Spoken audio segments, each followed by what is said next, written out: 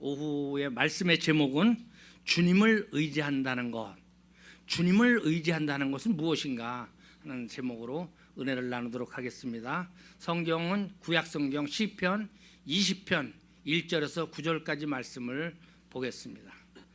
환난 날에 여호와께서 내게 응답하시고 야곱의 하나님의 이름이 너를 높이 드시며 성소에서 너를 도와주시고 시온에서 너를 붙드시며 내 모든 소재를 기억하시며 내 번제를 받아주시기를 원하노라. 셀라. 내 마음의 소원대로 허락하시고 내 모든 계획을 이루어 주시기를 원하노라. 우리가 너의 승리로 말미암아 개가를 부르며 우리 하나님의 이름으로 우리의 깃발을 세우리니 여호와께서 내 모든 기도를 이루어 주시기를 원하노라. 여호와께서 자기에게 기름 부음 받은 자를 구원하시는 줄 이제 내가 아노니 그의 오른손에 구원하는 힘으로 그의 거룩한 하늘에서 그에게 응답하시리로다. 어떤 사람은 병고 어떤 사람은 말을 의지하나 우리는 여호와 우리 하나님의 이름을 자랑하리로다. 그들은 비틀거리며 엎드러지고 우리는 일어나 바로 서도다. 여호와여 왕을 구원하소서. 우리가 부를 때 우리에게 응답하소서. 아멘. 우리가 함께 읽은 시편 20편은 제목이 다윗의 시 인도자를 따라 부르는 노래라고 되어 있습니다. 시편 20편은 제왕의 시라고도 부릅니다.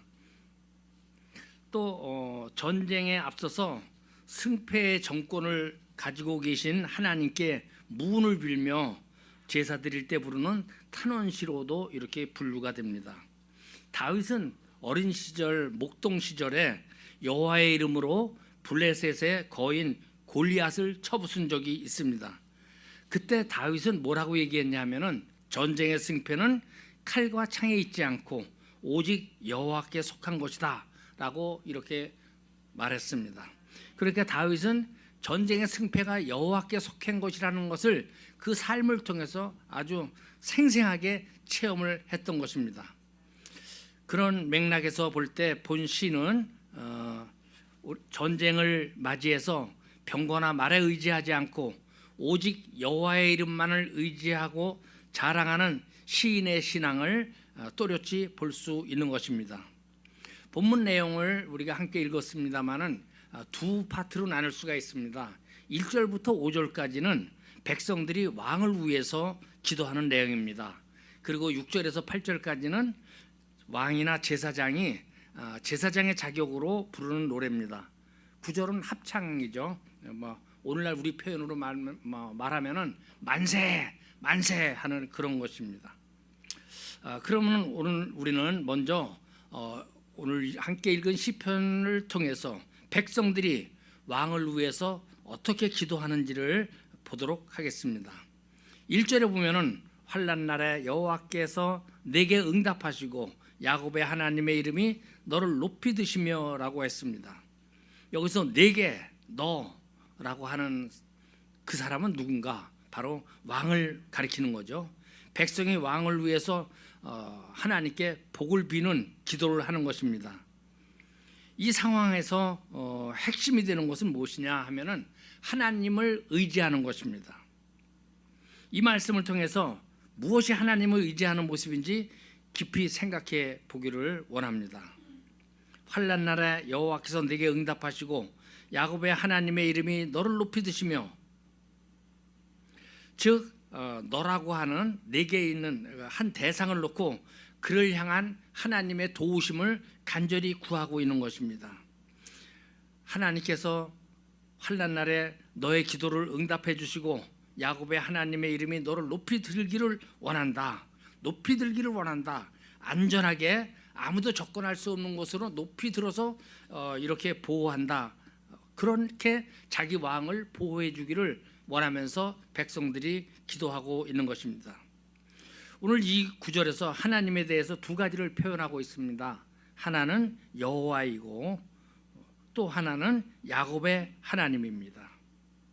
둘 다 이스라엘과 하나님의 언약의 관계를 강조하고 있습니다.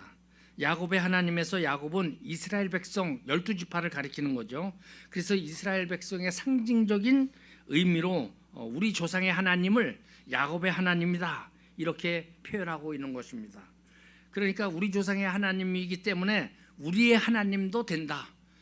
과거 우리 조상의 하나님이고 현재 우리의 하나님이다. 나의 하나님이다.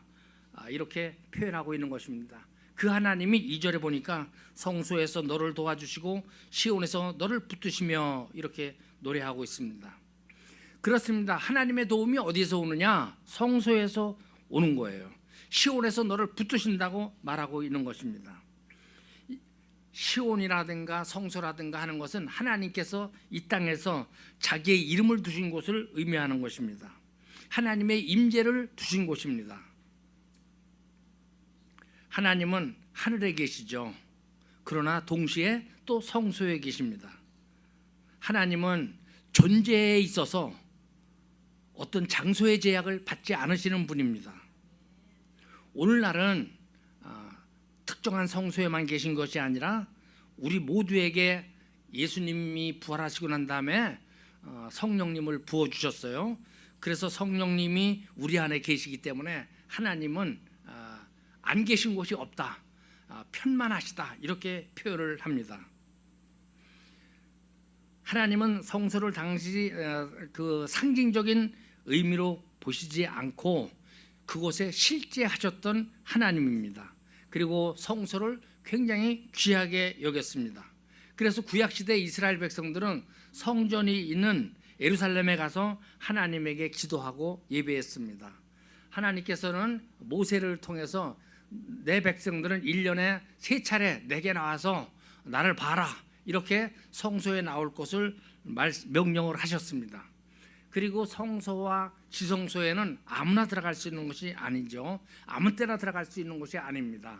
그래서 근무하는 사람만 들어갈 수가 있고 지성소는 대제사장만 들어갈 수가 있고 은퇴한 제사장들은 거기 들어가질 못했어요. 현역 제사장이 시키는 일만 도와주는 거예요. 저같이 은퇴한 사람은 담임 목사님이 시키는 일만 하는 거예요. 앞으로 나서는 게 아니에요. 그런 구율을 어기면은 구약 시대에도 다 심판을 받았습니다. 다윗이 하나님을 위해서 성전을 짓고 싶은 마음이 아주 굴뚝 같았습니다.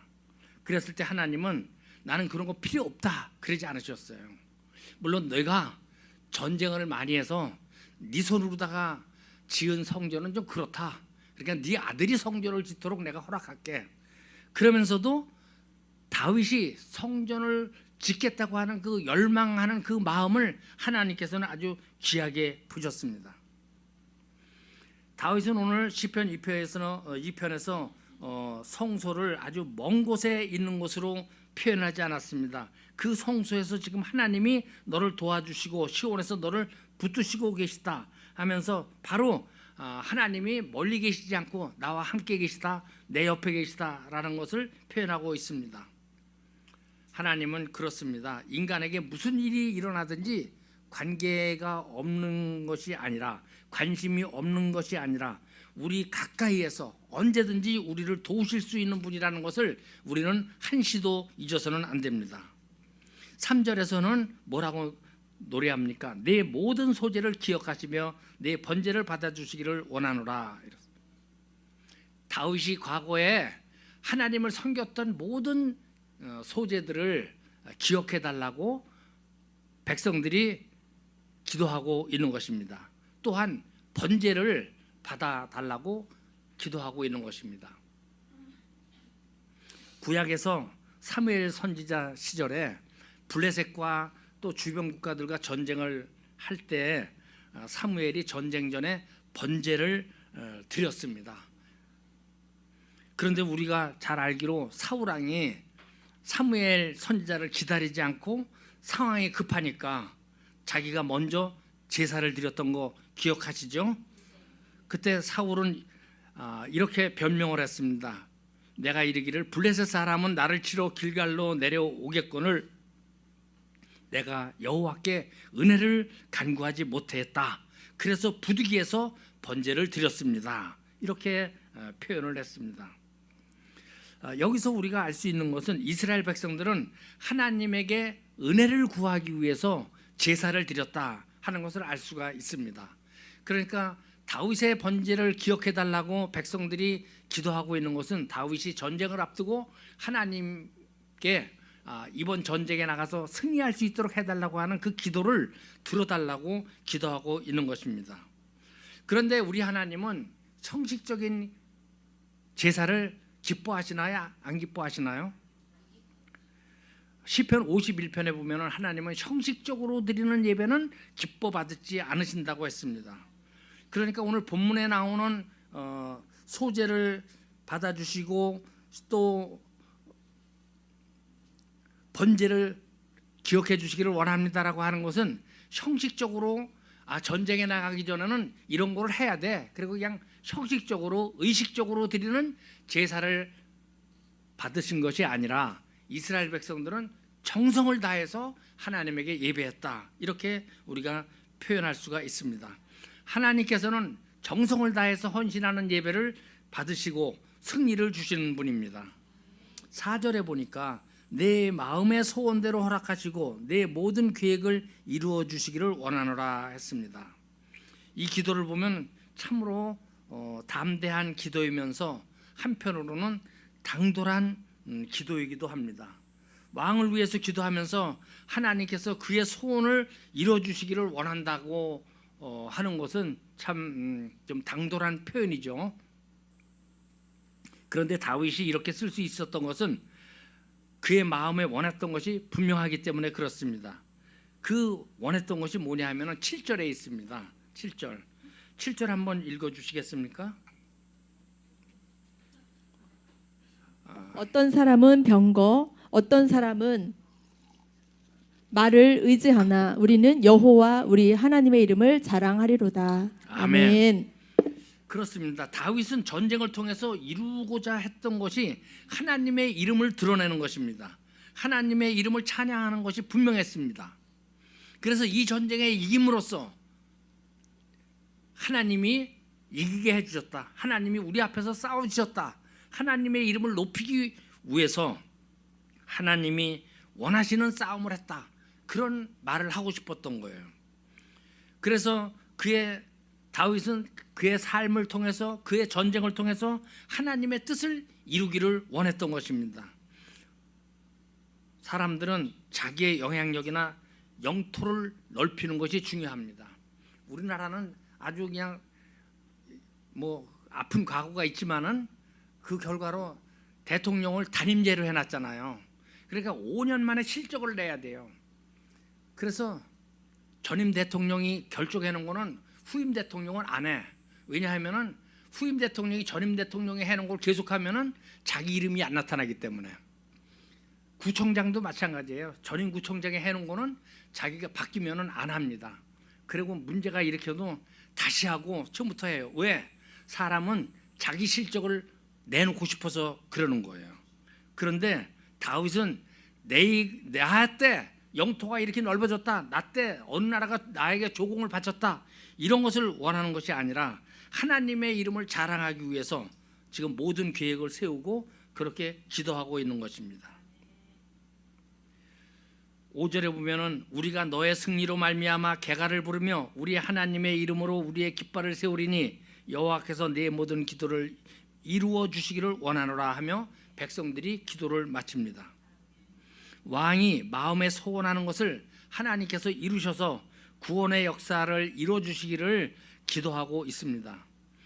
이 백성들의 왕을 위한 기도를 통해서 우리는 두 가지 교훈을 받을 수가 있는데요. 첫째는 뭐냐면은 주를 의지한다고 하면은 환난 날에 주께 구해야 하는 것입니다.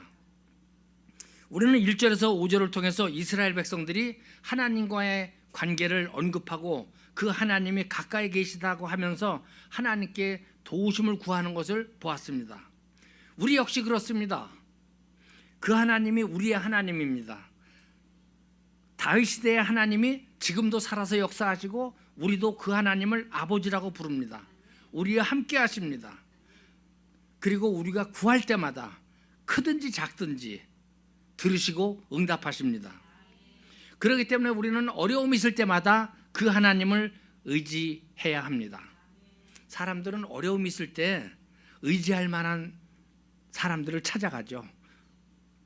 그것은 정말 자연스러운 현상입니다. 또 당연한 일이기도 하죠. 우리가 하나님을 의지하는 사람이라면 환난 가운데 하나님을 먼저 찾아야 할 것입니다. 무엇보다도 확신을 가지고 기도해야 합니다. 우리 하나님은 늘 은혜와 사랑을 베푸시는 하나님입니다. 그리고 하나님에게 충성하고 봉사하는 그런 자녀들의 간구를 결코 외면하지 않으십니다. 하나님은 자기 자녀들의 기도에 응답하시는 하나님을 믿으시기 바랍니다. 첫 번째로 하나님을 찾는다면 두 번째는 하나님의 이름을 기억해야 됩니다. 하나님의 이름을 기억해야지만 하나님을 의지할 수가 있습니다. 뭔가 의지해야 되는데 하나님의 이름이 생각나지 않는다면 하나님을 의지할 수가 없습니다. 어떤 사람들은 하나님을 의지할 때 그 하나님이 어떤 하나님인지도 모르고 그냥 자기 마음대로 하나님을 정의하고 그 하나님을 의지한다고 말하고 있습니다. 그런데 성경에서는 하나님은 어떤 하나님이다 하는 것을 분명하게 말씀하고 있습니다. 우리가 성경에서 말하는 하나님, 그 하나님의 속성을 알아야 되죠. 수요일 날 소요리 문답 네 번째 시간에 하나님에 대해서 우리가 공부를 했습니다. 하나님은 존재와 지혜와 권능과 거룩과 공의와 선함과 진실에 있어서 무한하시고 영원하시고 불변하신 영이시다. 이 사실을 우리가 분명히 알아야 돼요. 우리는 이 하나님의 속성을 분명히 알을 때 그 하나님의 이름을 의지하고 그분의 이름으로 행하며 그 결과로 그분의 역사하심을 경험할 수가 있습니다. 6절부터 8절까지는 왕의 기도인데 6절에 보면은 여호와께서 자기에게 기름 부음 받은 자를 구원하시는 줄 이제 내가 아노니 그의 오른손에 구원하는 힘으로 그의 거룩한 하늘에서 그에게 응답하시리로다라고 다윗이 기도하고 있습니다. 지금 여기에 나오는 왕은 여호와께서 자기에게 기름 부은 자를 구원하신다는 것을 확신하고 있습니다. 어떻게 구원하느냐? 그의 오른손에 구원하는 힘으로 그의 거룩한 하늘에서 그에게 응답하시리로다라고 말합니다. 하나님의 능력의 오른손으로 구원하신다는 것입니다. 하나님이 구원하시는 능력은 땅의 능력이 아닙니다. 거룩한 하늘의 능력입니다. 육신의 능력이 아닙니다. 영적인 능력입니다. 이스라엘은 왕이 있었습니다. 그런데 이 왕정 국가는 아닙니다. 신이 다스리는 나라였습니다. 이스라엘 백성들이 최초에 왕을 구할 때 사무엘 선지자 때 왕을 구했잖아요. 그럴 때 하나님은 그들이 하나님을 버려서 하나님으로 하여금 그들의 왕이 되지 못하게 했다고 말씀을 하셨습니다.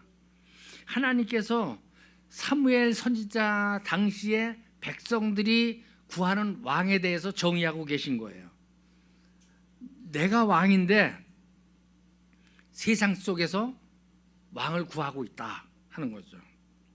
왕을 세우는 건 문제가 아닌데 하나님은 이미 신명기에서 왕에 대해서 규례를 주신 바 있거든요. 하나님이 이스라엘 백성에게 허락하신 왕은 어떤 왕입니까? 신의 대리자로서 왕입니다. 하나님을 대리하는 왕. 그런데 사울 왕은 하나님의 대리자로서 왕을 역할을 하지 않았습니다. 그는 아말렉을 다 진멸하라고 그랬는데 살찐 소와 양들을 다 끌고 왔어요. 그래가지고 왜 진멸하라고 하나님께서 말씀하셨는데 끌고 왔냐? 그러니까 백성들이 저 좋은 것들은 다 하나님 제사하는데 쓰자고 그래가지고 끌고 왔습니다. 하나님을 두려워해야 될 사울 왕이 백성들을 두려워했습니다. 결국은 하나님께서는 사울을 왕으로 세운 것을 후회하고 새로운 왕을 세우겠다고 말씀하셨고 다윗을 세우셨습니다. 다윗은 하나님의 마음에 합한 그런 왕이었습니다. 다윗이 인간적으로 완벽했습니까? 그렇지 않습니다. 다윗도 저와 여러분처럼 실수가 많았습니다. 그런데 다윗은 진실로 하나님을 사랑했습니다. 하나님의 뜻을 알고 그 뜻대로 행하기를 원했던 왕입니다. 다윗은 자신이 이스라엘의 왕이지만 자기 위에 궁극적인 왕이 있음을 알았던 사람입니다. 그래서 다윗은 하나님을 나의 왕이라고 말합니다. 이렇게 표현했습니다. 그래서 다윗은 늘 하나님의 말씀을 사모했던 것입니다. 그리고 그 말씀에 순종하기를 원했던 것입니다. 그런 다윗에게 하나님께서 복을 주셨습니다. 우리 말씀교회 금년도 표가 말씀에 순종하는 거잖아요. 우리 모두가 다 하나님 말씀에 순종해서 하나님이 주시는 충만한 복을 누리며 살아가시를 축복합니다. 다윗은 주변 국가들과 전쟁할 때마다 하나님께서 복을 주셔가지고 적들의 손에서 다윗을 구원하셨습니다. 그리고 그에게 승리를 주셨습니다. 사랑하는 우리 말씀교회 성도 여러분, 어떤 사람은 병거, 어떤 사람은 말을 의지하나 우리는 여호와 우리 하나님의 이름을 자랑하리로다 했습니다. 다윗은 어떤 사람과 우리를 분명하게 구별합니다. 어떤 사람들, 그들은 병거나 말을 의지하는 자들이고 우리는 우리의 여호와 하나님을 의지하는 사람들입니다. 오늘날도 마찬가지죠. 전쟁이 일어날 때 무기의 성능이 얼마나 좋냐, 그것을 굉장히 중요하게 생각합니다. 그러나 과거 고대 시대의 전쟁은 특별히 말과 병거가 중요했습니다. 칼이 얼마나 강하냐, 무디냐, 이 성능이 전쟁의 승패를 좌우했습니다. 그래서 나라마다 병거를 모으고 더 많은 말을 키우려고 노력했습니다. 그렇게 할 수 없다면 주변에 무력이 센 나라들과 연합을 해가지고 동맹을 맺어서 이렇게 자기 나라의 안보를 이렇게 지켜나갔습니다. 모든 나라가 그랬습니다. 그런데 다윗은 달랐던 거죠. 다윗은 병거가 많은 나라가 승리하는 것이 아니라 하나님을 의지하는 나라가 승리한다고 말하고 있습니다. 왜 많은 군대가 승리를 보장하지 못할까요? 왜 군마가 많은 것에 대해 헛되다고 말할까요? 전쟁의 승패는 인간의 역사가 아니라 하나님께 속하였기 때문에 그렇습니다.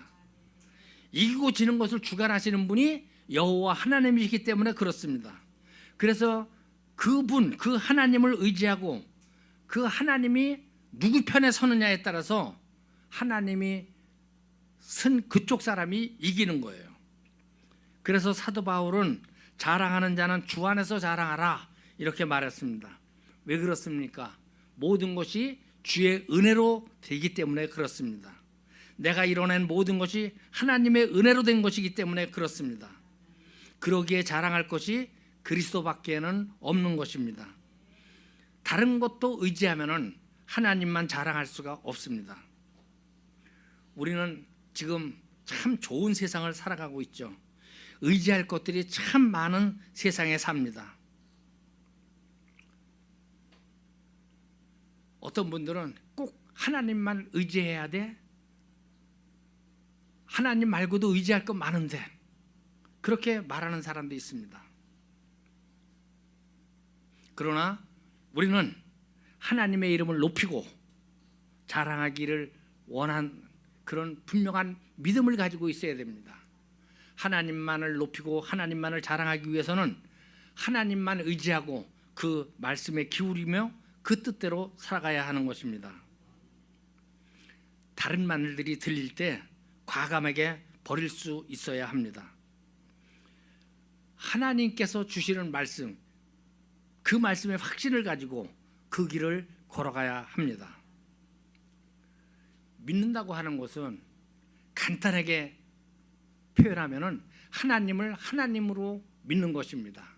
하나님은 존재와 지혜와 권능과 공의로우심과 사랑과 자비로움이 무한하고 무궁하고 영원 불변하시는 하나님이다. 그 하나님을 하나님으로 믿는 거예요. 성경에 있는 것이 하나님의 말씀으로 믿는 것입니다. 그렇기 때문에 그 하나님 말씀대로 살아가는 것이, 그게 믿음입니다. 다윗이 어떤 사람들은 병거나 말을 의지하나 라는 이야기를 했을 때 주변의 사람들은 그렇죠. 그러면요, 병마가 있어야 돼요. 아유, 당신처럼 그렇게 해가지고 전쟁에 이길 수 있겠습니까? 이렇게 다윗 왕에게 충언을 고하는 사람들도 있었을 것입니다. 그 말에 다윗의 마음이 흔들렸을지도 모릅니다.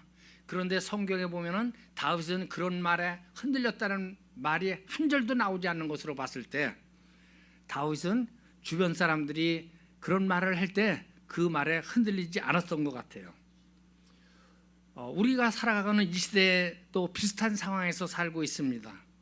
하나님을 의지하고 말씀에 따라 살아갈 때 세상 사람들은 꼭 그렇게 해야 돼 하고 비슷한 얘기를 합니다. 하나님을 믿는 것보다, 하나님을 예배하는 것보다 이것이 더 낫다고 말하는 사람도 있습니다. 그러나 성경 말씀을 하나님의 말씀으로 믿고 계시다면 하나님을 의지하고 하나님만을 구하시기를 바랍니다. 하나님을 의지한다고 하면 주님의 이름을 기억하시기 바랍니다.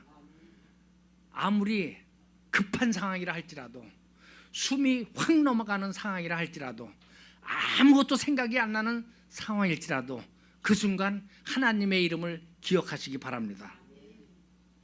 그러기 위해서 그 하나님이 어떤 분인지 날마다 성경을 통해서 발견하시기 바랍니다. 오직 주님만을 의지하며 살아가는 우리 말씀교회 성도들이 되기를 축복합니다.